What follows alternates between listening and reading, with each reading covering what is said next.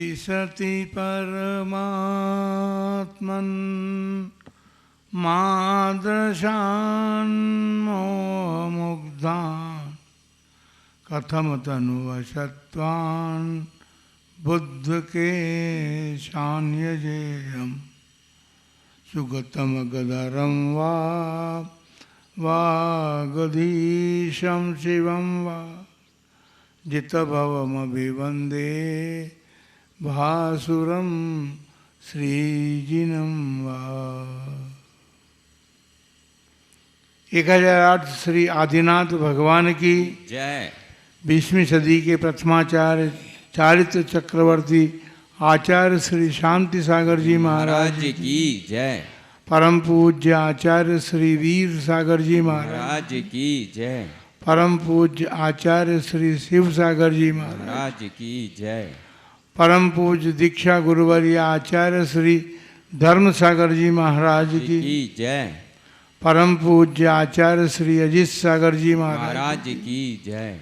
परम पूज्य शिक्षा गुरुवर्य आचार्य कल्प श्री श्रुत सागर जी महाराज की श्रीमद् जैन धर्म की जय। परम पूज्य 108 वात्सल्य विराधिधि आचार्य शिरोमणि भारत गौरव वर्धमान सागर जी महाराज की समस्त आचार्य संघ की। आज का मंगल प्रभात भगवान आदिनाथ के किनारे पर ध्वजारोहण करने का है, ये सभी जानते। ध्वजारोहण करने का नहीं है, ध्वजा परिवर्तन का आज मंगलमय अवसर है। जैसा कि अभी आपने सुना कि ध्वजा परिवर्तन का समय कब होना चाहिए, कैसे होना चाहिए। महाराज आपने कहा कि ध्वजा फट जाए तो बदलनी चाहिए, छिद्र हो जाए उसमें तो बदलना चाहिए। नाना कारण हैं जो ध्वजा परिवर्तन के। इसलिए बुद्धिमान लोगों ने, यहाँ की तो नहीं कह रहे हमने बहुत समय मंदिरों पर देखा है कि ध्वजा फटी ही नहीं उनकी कभी। मंदिर बना जब से वो चल रही है ध्वजा, स्थायी ध्वजा लगा रखी है उन्होंने, धातु की ध्वजा बना करके लगा रखी मंदिर पर। बंधुओं, मंदिर जिनारे पर तो ध्वजा ऐसी होनी चाहिए जो जैसे जब जब हवा चले तो हवा के झोंकों से लहराती हुई होनी चाहिए। और वह ध्वजा कपड़े की ही होगी तो ही ध्वजा लहराएगी, धातु की ध्वजा तो लहराएगी नहीं। मन में संतोष भले लोगों ने कर लिया है, जिन मंदिरों पर इन्हें चढ़ाई है कि हमारे मंदिर पर ध्वजा चढ़ी भी है, तो उसका तो फटने का भी कोई अवसर नहीं है। लेकिन ध्वजा का जो महत्व है वह समाज के लिए,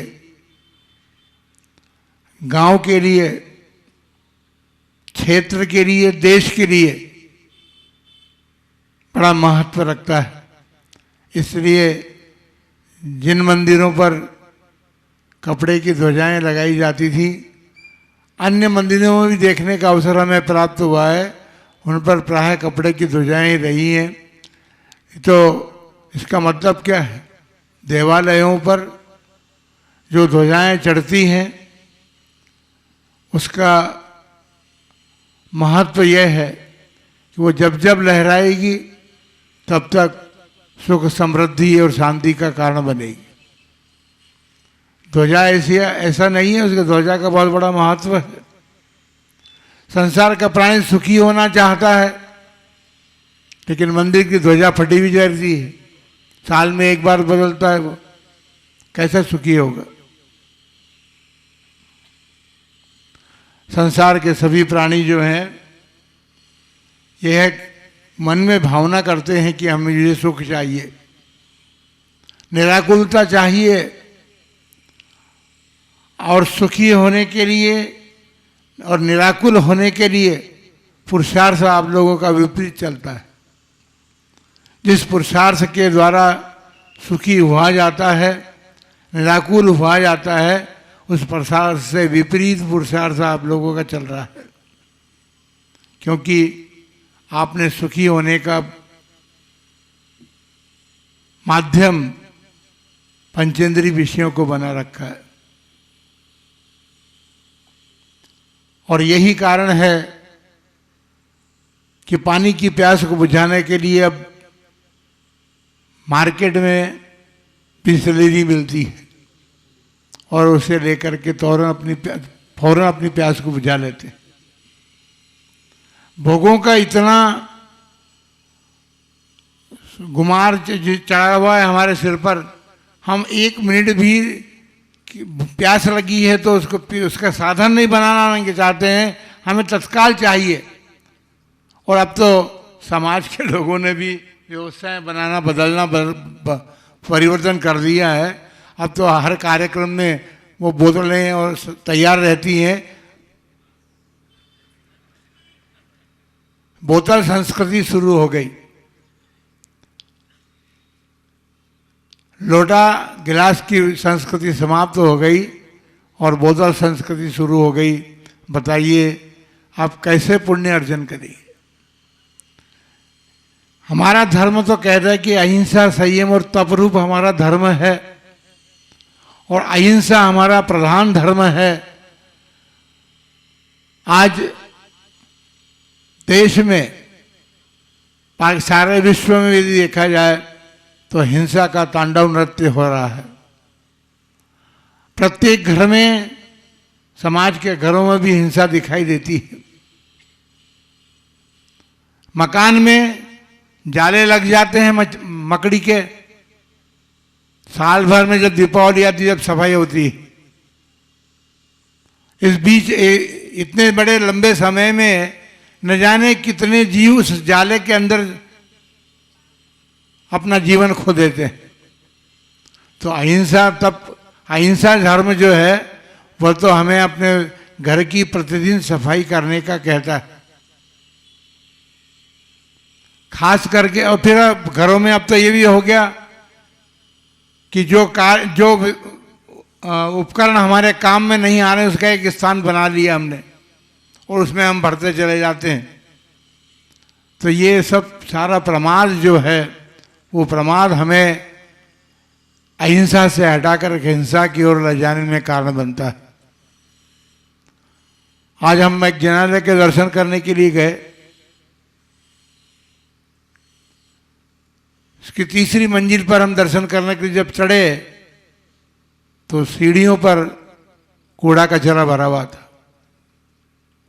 हमने कहा भाई मंदिर, अपने घर की सफाई तो तुम रोज करते हो, जिनालय की सफाई भी तो करो कम से कम। ये हमारा प्रमाद जो है हमारे पुण्य को, और ये प्रमादजन्य जो धर्म का पालन किया जाता है, वो प्रमादजन्य क्रिया जो है हमारे पुण्य का नाश करने वाली। इंद्रिय सुख नहीं है, सुखाभास है। लेकिन इंद्रिय सुख में ही हमारा सारा जीवन बीत जाता है और हम अपनी आत्मा के लिए कुछ भी नहीं कर पाते। जिन भोगों के पीछे हमारी आस्था लगी है, भी आस्था चैनल एक चला था ना, अभी भी चल रहा होगा। आस्था का मतलब होती है श्रद्धा, और आस्था का चैनल वास्तव में क्या है आपको पता है? आस्था का चैनल तो सम्यक दर्शन है, क्योंकि वहीं पर श्रद्धा जगती है, वहीं विश्वास जगता है, वहीं आत्मकल्याण की भावना जगती है, और जिनेंद्र भगवान के दर्शन करने की भावना लेकर के जब हम जिनालय में जाते हैं तब हम सम्यक दर्शन की प्राप्ति के योग्य बनते हैं। ये जरूरी नहीं कि जिनालय में जाने वाले सभी जीवों को सम्यक दर्शन की प्राप्ति हो ही जाए, लेकिन उस प्रकार की भावना लेकर के हम भगवान के दर्शन करेंगे, उस प्रकार हम जिनालय में जाएंगे। घर से विचार कीजिए। घर से विचार करने के बाद मार्ग में आपको किसी प्रकार का व्यवधान उपस्थित करने का अधिकार ही नहीं है। यदि आपने जिनालय के दर्शन का नियम लिया है तो आपको सीधे जिनालय के मार्ग को पकड़ करके जिनालय ही जाना चाहिए। रास्ते में आप दूसरे कार्य करने लग जाते हैं तो वह आपके लक्ष्य को बदलने में कारण बनते हैं, और लक्ष्य को जब व्यक्ति अपने प्राप्ति नहीं कर पाता है तो लक्ष्य की प्राप्ति में जो फल प्राप्त होना है उसे प्राप्त करने से वंचित रहता है। आप अपना समय निर्धारित कीजिए। आपके पूर्वजों का अनुकरण कीजिए, और पूर्वजों के अनुकरण के अनुसार आप जिनालय में जो सामग्री आपको चढ़ानी है उसको पहले जेब में रखिए। उसके बाद जेब तो आपके दो हैं, फिर दुकान की चाबी भी रख लीजिए, कोई बात नहीं, स्कूटर की चाबी भी रख लीजिए। पर हमें दुकान पर भी जाना है और मंदिर में भगवान के दर्शन करने हैं, तो स्कूटर पर बैठ करके आते हैं।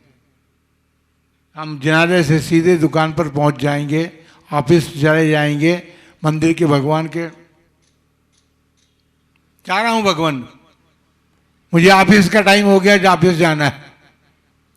इस प्रकार के दर्शन जो हैं वो प्रदर्शन हो सकता है उसका, लेकिन वो दर्शन वास्तव में आत्मदर्शन का कारण नहीं बनता।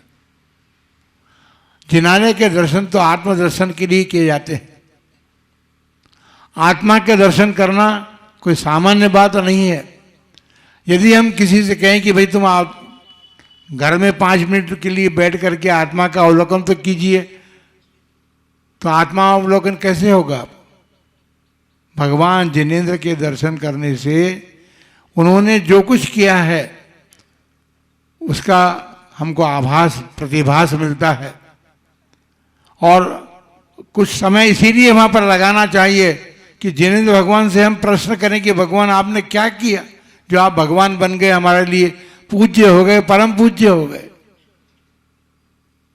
उन्होंने भी तो हमारे जैसा ही जीवन प्राप्त किया था, लेकिन पुरुषार्थ की प्रबलता उनकी बढ़ती चली गई, और बढ़ते हुए पुरुषार्थ के बल से उन्होंने परमात्मा सुख प्राप्त कर लिया। वास्तविक सुख तो वही हमें प्राप्त होगा। कहाँ? सिद्धालय में। उसका नाम ही सिद्धालय है। जहाँ हमारी आत्मा सिद्ध होकर के पहुँचे, और उस स्थान पर, वो स्थान छोटा नहीं है, बहुत बड़ा है। नाप तोल दिया वो भले शास्त्र में, लेकिन उस स्थान पर अनादिकाल से अब तक जितने सिद्ध हुए हैं वो सब वहाँ पर विराजमान है, क्योंकि आत्मा के लिए कोई स्थान की आवश्यकता नहीं होती। एक आत्मा में अनंत आत्माएं वहाँ पर स्थित होती हैं। तो ऐसे अनंत सिद्ध भगवान हमारे मस्तक के लोक के अग्रभाग पर स्थित है। हमें भी तो सिद्ध बनना है। वहाँ कोई जगह की कमी नहीं है। आप अभी अनादिकाल से अब तक आज की तारीख तक जितने सिद्ध हुए हैं, जहाँ से भी हुए हैं, ढाईद्वीप में तो बहुत सिद्ध क्षेत्र हैं, केवल आपके इस भारत देश की सिद्ध क्षेत्रों की बात नहीं है। हम तो कहते हैं कि हमने तो एक दिन कहा भी था कि ये केशव नगर भी सिद्ध क्षेत्र है, क्योंकि ढाईद्वीप के अंदर कोई स्थान ऐसा नहीं है जहाँ से कोई सिद्ध नहीं हुए। इसलिए जितना बड़ा हमारा ढाईद्वीप है उतनी बड़ी सिद्ध शिला है, और वहाँ से आकाश से सिद्ध भी हुए हैं, पृथ्वी से सिद्ध भी हैं, जल से सिद्ध भी हुए हैं। तो कहीं से भी सिद्ध हो, लेकिन सिद्ध तो हुए ना। तो उसका कारण क्या है? उनका परम पुरुषार्थ जो था, वो परम पुरुषार्थ ही उनको सिद्ध बना सका, और वो परम पुरुषार्थ भगवान के दर्शन से प्रारंभ होता है। भगवान के दर्शन से प्राप्त होने का स्वरूप ये है कि भगवान के दर्शन करते हैं तो उनकी प्रतिमा को देख करके, वो प्रतिमा नहीं, भगवान को देख करके हमें ऐसा लगता है, हमें विचार आता है कि इस प्रकार मैं भी भगवान अपने भीतर जो बैठा हुआ परमात्मा है उस परमात्मा को अभी बेटा तो है वो, पर अभी तक प्रकट नहीं हुआ, उनका प्रकट हो चुका है। हमारे भीतर आत्मा बैठी हुई है, हमारे शरीर रूपी मंदिर में बैठी हुई है, लेकिन शरीर रूपी मंदिर में बैठे हुए भगवान का दर्शन कोई नहीं करता। करते हैं क्या? बोलिए, कोई नहीं करता। कारण है इसके कि हमने अपने उपयोग को नाना प्रकार के भोग की सामग्री में लगा रखा है। यदि किसी से कहा जाए कि धर्म का प्रारंभ जिनालय से होता है, तो जिन मंदिर जाने के लिए उसको कहते हैं ना, तो वो धन कमाने के लिए चिंता करता है पहले तो, क्योंकि उसको भोगों की प्राप्ति तो धन से होगी ना। लेकिन धन से ही भोगों की प्राप्ति होती है, ऐसी धारणा जो है वो ठीक नहीं है। उसके लिए धर्म भी चाहिए। धन कमाने के लिए आप नाना जगह पर जाते हैं, आपके ऑफिस वगैरह हैं, आपकी फैक्ट्रियां हैं, सब कुछ है, लेकिन धर्म कमाने की तो स्थान जिनालय होता है। वहाँ से हम धर्म कमाना प्रारंभ करेंगे तो ही जाकर के हम धन कमाने और उस आवश्यकता की पूर्ति के लिए भी हम सक्षम बन सकेंगे। पुण्य के बिना धन नहीं आता। एक व्यक्ति ने किसी के साथ पार्टनरशिप करके और एक खान ली। उस खान के ऊपरी भाग पर जब उसने खोदना प्रारंभ किया उसके पार्टनर ने, तो उस खान में मिट्टी निकली। वो हताश हो गया, छोड़ दिया उसने। और जो दूसरा पार्टनर था, उसने जब खान को नीचे खोदना शुरू किया तो उसमें मार्बल ही मार्बल निकला। आप सभी जानते हैं आर.के. मार्बल को, जो मंडी में जीरे का व्यापार करते थे, अनाज का व्यापार करते थे, स्कूटर पर जाकर के गांव से अनाज वगैरह खरीद करके लाते थे, लेकर उनकी स्थिति आज यह है कि आज वो जैन धर्म के भामाशा हो गए। तो ऐसा पुण्य तो जिनालय से कमाया जाता है। धर्म के द्वारा ऐसा पुण्य कमाया जाता है और धर्म का प्रारंभ जहाँ होता है। और भाई इसके बाद जिनालय के बाद में भी यदि आपको धर्म समझ में नहीं आता हो तो फिर गुरुजनों के पास जाके समझो, क्योंकि इंद्रियों से होने वाला सुख जो है वो सुखावाद इसलिए है क्योंकि वो सपरम है, पर सहित है, उसमें पर की अपेक्षा है। और बाधा संयम, उसमें नाना प्रकार की बाधाएं आती हैं और विच्छिन्नम, नष्ट होने वाला बंध का कारण है। ऐसा जो इंद्रिय सुख है वो दुख ही है। आज तक हमने कभी भी इंद्रिय सुख को प्राप्त करने में नाना प्रकार के दुखों को ही प्राप्त किया है। इसलिए इंद्रिय सुख को छोड़कर, इंद्रिय सुख की भावना अभी तो आप छोड़ नहीं सकते, कोई बात नहीं है। भावना आप जागृत कीजिए। ये सब इंद्रिय सुख को छोड़ करके यहाँ बैठे हुए हैं, आपसे ऊपर बैठे हैं, आप नीचे बैठ कर इनकी बात सुन रहे हैं। अब इंद्रिय सुख आपका इतना बढ़ गया है, फिर मैं आ जाऊंगा मोबाइल पर। मोबाइल और टीवी ने आज आपके इंद्रिय सुख को बढ़ोतरी की है, आपके इंद्रिय सुख को कम नहीं किया उसने। तो इंद्रिय सुख को कम करने के लिए देव शास्त्र गुरु की शरण में जाना होगा, उनसे उपदेश प्राप्त करना पड़ेगा। हमने अपने पद्म पुराण का स्वाध्याय संघ में चलता है। देखिए राजा महाराजा लोग जो इंद्रिय सुख की कमी नहीं थी, रावण के पास 18,000 रानियां थी, फिर भी सीता के ऊपर मोह हो गया उसको। और सीता के मोह में वो उसे चोर उठा करके हरण करके ले गया। अब आगे अब उसमें अभी आएगा कि हरण करके ले गया, लेकिन सीता को वापस लेने के लिए राम लक्ष्मण क्या करेंगे? राम लक्ष्मण नहीं, उनके पुण्य ने उनको ऐसी साधन सामग्री जुटा दी कि उनकी सेना रावण की सेना के सामने कुछ भी नहीं थी। बंधुओं, ये सब पुण्य का फल है। लक्ष्मण और राम, एक लक्ष्मण अकेला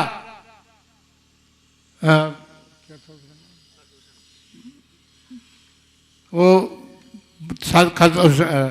खरदूषण जो रावण का जामात था, मतलब बहनोई था, उसके सामने अकेले लक्ष्मण ने पूरी सेना। अब देखो पुण्य का जब फल मिलता है तो विराधित जो खरदूषण का जन्मजात शत्रु जैसे था, वो आकर के लक्ष्मण के साथ मिल गया, बोले तुम खरदूषण को निपटो, बाकी सेना से मैं निपटता हूँ। और खरदूषण के एक बाण की चोट लक्ष्मण की लगी, उससे गिर करके वो समाप्त हो गया। उसके बाद वो विराधित की सारी सेना जो है वो खरदूषण की सेना विराजित की सेना बन गई और सारी सेना राम लक्ष्मण के पास गई। राम उस समय सीता की चिंता में बैठे हुए थे। लक्ष्मण बोलता है कि आप चिंता मत कीजिए, विराजित बोलता है कि आप चिंता मत कीजिए, हम सब प्रकार से सारी शक्ति लगा करके सीता की खोज अवश्य करेंगे।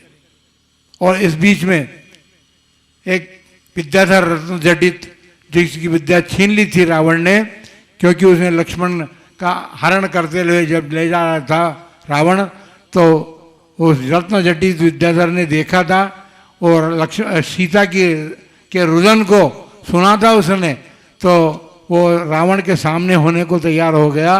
तो रावण ने देखा कि भाई इसके साथ युद्ध करने की बात तो ठीक नहीं है, अभी यहाँ तो मैं सीता को लेकर के जा रहा हूँ, तो युद्ध करूँगा तो क्या होगा। तो उसने उसकी विद्या छीन ली। उस विद्या के छीनने से उसका ये हुआ कि वो रत्न जटित विद्याधर जो है बिल्कुल धीमे धीमे धीमे धीमे आकाश मार्ग से उतर हुआ पृथ्वी पर आ गया और वह जाकर के सूचना देगा राम को। इधर रावण ने जाकर के सीता को एक अपने अशोक वन में ठहरा दिया। काम इतना बड़ा शत्रु है, रावण काम से ग्रसित था, वो छटपटा रहा था। तो मंदोदरी जाकर के पूछती है क्या बात है। तो मंदोदरी को बताता है कि एक रहस्य की बात मैं बताता हूँ। मैंने अनंतवीर के समोसरण में एक मुनिराज ने जब कहा था कि सब लोग महाराज भगवान का उपदेश सुन करके नियम धारण कर रहे हैं, हे दशानन तुम भी तो कुछ न कुछ नियम धारण करो। तो उसने ये नियम धारण किया था, जो स्त्री मुझे नहीं चाहेगी उसके साथ मैं जबरदस्ती करके उसके शील को भंग नहीं करूँगा। इस कारण से, इस नियम से सीता भी बची रही है और रावण भी। उसके पहले तो उसने रावण ने बहुत धर्म किया, भगवान की भक्तियाँ की है, शांतिनाथ जिनालय में जाकर के ऐसी भक्ति की उसने की, उसको वीणा बजाते बजाते वीणा का कुछ पता नहीं चला, अपने हाथ की नाड़ी को बजाने लग गया। उसको भक्ति कहते हैं। ऐसी भक्ति तन्मयता से जब हम भगवान की करेंगे तो विशिष्ट पुण्य अर्जन करेंगे। उस विशिष्ट पुण्य को अर्जित करके रावण ने बहुत कुछ किया था। प्रतिनारायण था, 3 खंड का स्वामी था, लेकिन फिर भी शास्त्र कहता है कि नारायण और प्रतिनारायण को तो नरक ही जाना पड़ेगा, भोगों में है ना वो। इसलिए भोगों में जो जीव लगा रहेगा उसका द्वार तो फिर निम्न गति ही है। उच्च गति का द्वार खोलना है तो पुण्य कमाने का प्रयत्न कीजिए और भगवान जिनेंद्र की भक्ति के द्वारा उस पुण्य को अर्जित करके अपने जीवन को सार्थक करने का प्रयत्न करें। क्योंकि मनुष्य जन्म बड़े कठिनता से प्राप्त होता है। मनुष्य जन्म को आप ऐसा इतना आसान मत समझिए और उसको कौड़ी के दाम पर बेचने का जो कार्य होता है उसे नहीं करें तो आपका ये धर्म सुनना, धर्म श्रवण करना सार्थक हो सकता है। इन्हीं मंगलमय भावना के साथ जय आदिनाथ भगवान की जय। परम पूज्य 108 वात्सल्य वारिधि दर्शन के लिए किए जाते हैं। आत्मा के दर्शन करना कोई सामान्य बात नहीं है। यदि हम किसी से कहें कि भाई तुम आप घर में 5 मिनट के लिए बैठ करके आत्मा का अवलोकन तो कीजिए, तो आत्मा अवलोकन कैसे होगा? भगवान जिनेंद्र के दर्शन करने से उन्होंने जो कुछ किया है उसका हमको आभास, प्रतिभास मिलता है। और कुछ समय इसीलिए वहाँ पर लगाना चाहिए कि जिनेंद्र भगवान से हम प्रश्न करें कि भगवान आपने क्या किया जो आप भगवान बन गए, हमारे लिए पूज्य हो गए, परम पूज्य हो गए। उन्होंने भी तो हमारे जैसा ही जीवन प्राप्त किया था, लेकिन पुरुषार्थ की प्रबलता उनकी बढ़ती चली गई और बढ़ते हुए पुरुषार्थ के बल से उन्होंने परमात्मा सुख प्राप्त कर लिया। वास्तविक सुख तो वहीं हमें प्राप्त होगा। कहाँ?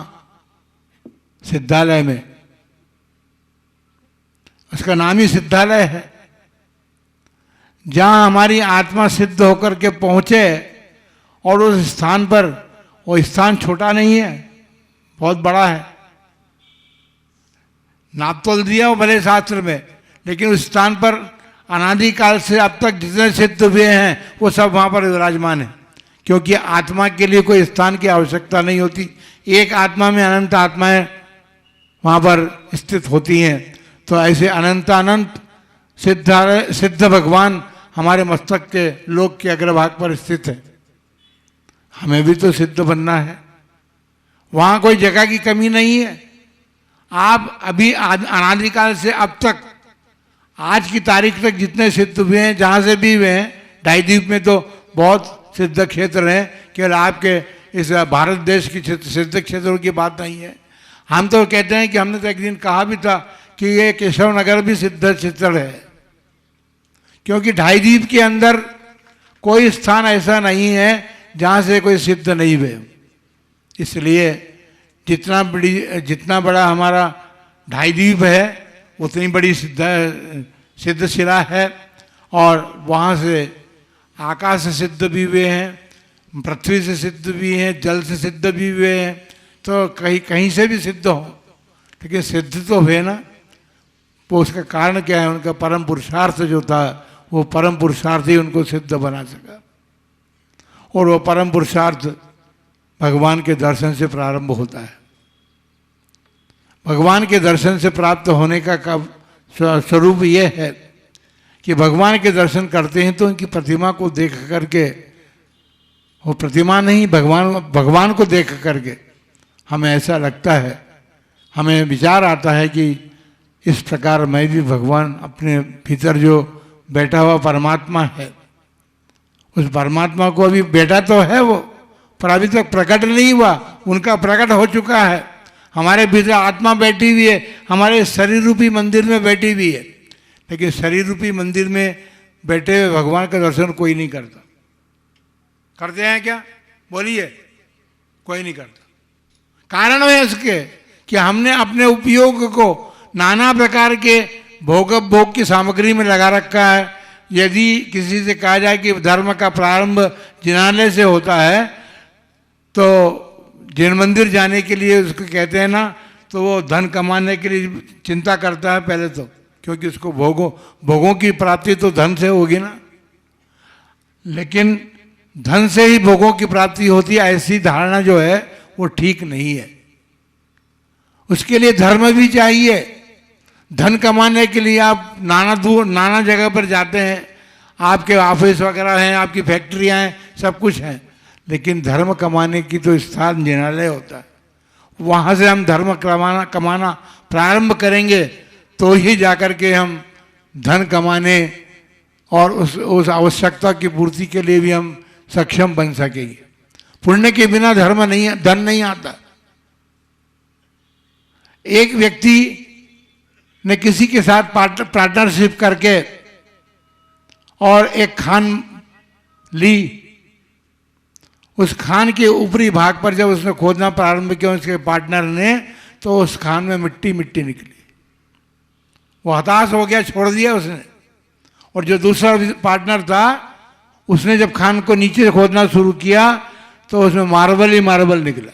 आप सभी जानते हैं आर.के. मार्बल को, जो मंडी में जीरे का व्यापार करते थे, अनाज का व्यापार करते थे, स्कूटर पर जाकर के गांव से अनाज वगैरह खरीद करके लाते थे, लेकर उनकी स्थिति आज यह है कि आज वो जैन धर्म के भामाशाह हो गए। तो ऐसा पुण्य तो जिनालय से कमाया जाता है।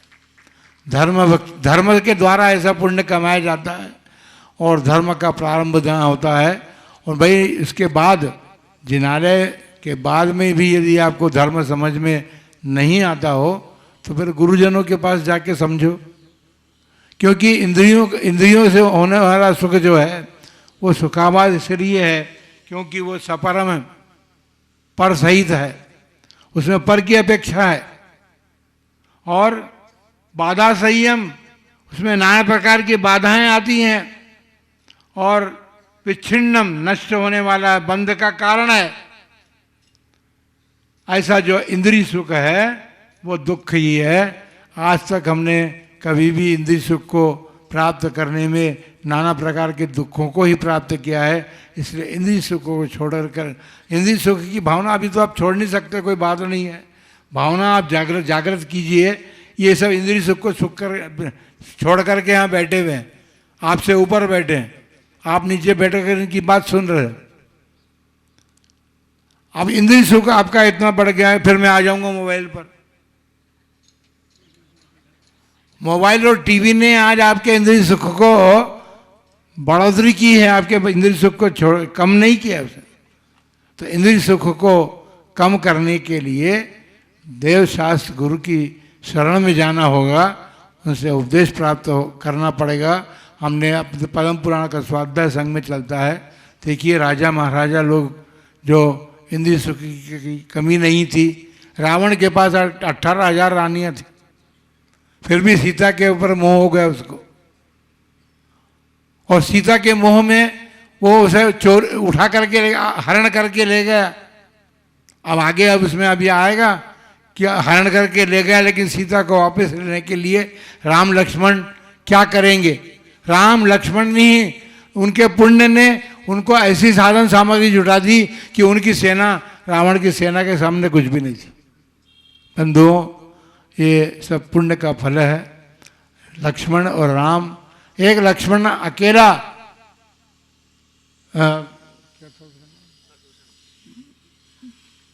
वो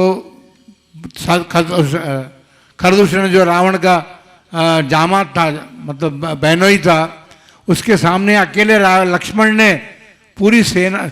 अब देखो पुण्य का जब फल मिलता है तो विराधित जो खरदूषण का जन्मजात शत्रु जैसे था, वो आकर के लक्ष्मण के साथ मिल गया, बोले तुम खरदूषण को निपटो, बाकी सेना से मैं निपटता हूँ। और खरदूषण के एक बाण की चोट लक्ष्मण की लगी, उससे गिर करके वो समाप्त हो गया। उसके बाद वो विराधित की सारी सेना जो है वो खरदूषण की सेना विराजित की सेना बन गई, और सारी सेना राम लक्ष्मण के पास गई। राम उस समय सीता की चिंता में बैठे हुए थे। लक्ष्मण बोलता है कि आप चिंता मत कीजिए, विराजित बोलता है कि आप चिंता मत कीजिए, हम सब प्रकार से सारी शक्ति लगा करके सीता की खोज अवश्य करेंगे। और इस बीच में एक विद्याधर रत्न जटित, जिसकी विद्या छीन ली थी रावण ने, क्योंकि उसने लक्ष्मण का हरण करते हुए जब ले जा रहा था रावण, तो उस रत्न जटित विद्याधर ने देखा था और सीता के रुदन को सुना था उसने, तो वो रावण के सामने होने को तैयार हो गया। तो रावण ने देखा कि भाई इसके साथ युद्ध करने की बात तो ठीक नहीं है, अभी यहाँ तो मैं सीता को लेकर के जा रहा हूँ, तो युद्ध करूँगा तो क्या होगा। तो उसने उसकी विद्या छीन ली। उस विद्या के छीनने से उसका ये हुआ कि वो रत्न जटित विद्याधर जो है बिल्कुल धीमे धीमे धीमे धीमे आकाश मार्ग से उतर हुआ पृथ्वी पर आ गया, और वह जाकर के सूचना देगा राम को। इधर रावण ने जाकर के सीता को एक अपने अशोक वन में ठहरा दिया। काम इतना बड़ा शत्रु है, रावण काम से ग्रसित था, वो छटपटा रहा था। तो मंदोदरी जाकर के पूछती है क्या बात है। तो मंदोदरी को बताता है कि एक रहस्य की बात मैं बताता हूँ। मैंने अनंतवीर के समोसरण में एक मुनिराज ने जब कहा था कि सब लोग महाराज भगवान का उपदेश सुन करके नियम धारण कर रहे हैं, हे दशानन तुम भी तो कुछ न कुछ नियम धारण करो। तो उसने ये नियम धारण किया था, जो स्त्री मुझे नहीं चाहेगी उसके साथ मैं जबरदस्ती करके उसके शील को भंग नहीं करूँगा। इस कारण से, इस नियम से सीता भी बची रही है और रावण भी। उसके पहले तो उसने रावण ने बहुत धर्म किया, भगवान की भक्तियाँ की है, शांतिनाथ जिनालय में जाकर के ऐसी भक्ति की उसने की, उसको वीणा बजाते बजाते वीणा का कुछ पता नहीं चला, अपने हाथ की नाड़ी को बजाने लग गया। उसको भक्ति कहते हैं। ऐसी भक्ति तन्मयता से जब हम भगवान की करेंगे तो विशिष्ट पुण्य अर्जन करेंगे। उस विशिष्ट पुण्य को अर्जित करके रावण ने बहुत कुछ किया था। प्रतिनारायण था, 3 खंड का स्वामी था, लेकिन फिर भी शास्त्र कहता है कि नारायण और प्रतिनारायण को तो नरक ही जाना पड़ेगा। भोगों में है ना वो, इसलिए भोगों में जो जीव लगा रहेगा उसका द्वार तो फिर निम्न गति ही है। उच्च गति का द्वार खोलना है तो पुण्य कमाने का प्रयत्न कीजिए और भगवान जिनेंद्र की भक्ति के द्वारा उस पुण्य को अर्जित करके अपने जीवन को सार्थक करने का प्रयत्न करें, क्योंकि मनुष्य जन्म बड़े कठिनता से प्राप्त होता है। मनुष्य जन्म को आप ऐसा इतना आसान मत समझिए और उसको कौड़ी के दाम पर बेचने का जो कार्य होता है उसे नहीं करें तो आपका ये धर्म सुनना, धर्म श्रवण करना सार्थक हो सकता है। इन्हीं मंगलमय भावना के साथ जय आदिनाथ भगवान की जय। परम पूज्य 108 वात्सल्य वारिधि